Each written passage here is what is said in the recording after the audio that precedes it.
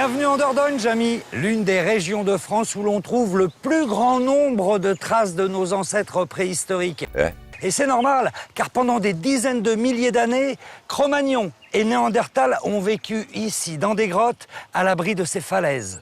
Parce que moi j'ai eu affaire aux ours et aux loups et aux cavernes. On va enquêter sur l'affaire. Effectivement. C'est un homme robuste, trapu. Il mesure en moyenne 1,65 m pour 90 kg. Alors attention, ce n'est pas notre ancêtre direct, mais un lointain cousin qui a vécu en Europe entre moins 110 000 et moins 30 000 ans. L'essentiel de ces fossiles a été retrouvé en Europe, en France principalement, mais également en Espagne, en Angleterre, en Belgique, en Allemagne, en Italie, en Croatie, mais aussi au-delà des frontières européennes, en Israël, en Irak, en Ouzbékistan, jusqu'en Sibérie.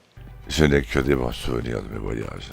Nous avons, lui et nous, de nombreux ancêtres communs. C'est bien pour cette raison qu'il y a un petit air de famille. Oui.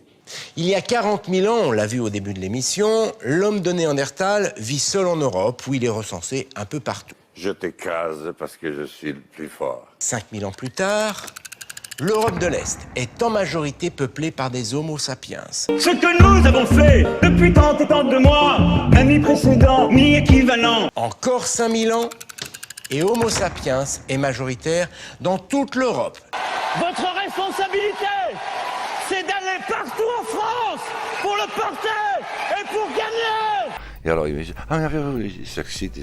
Les Néandertaliens ne sont influents que dans deux petites zones, dans le sud de l'Espagne et le sud de la France. Et là par contre, à mon avis, c'est ridicule. Hélas, cette attitude va le conduire à sa perte. C'est pour ça que maintenant je ne donne des rendez-vous que quand il pleut.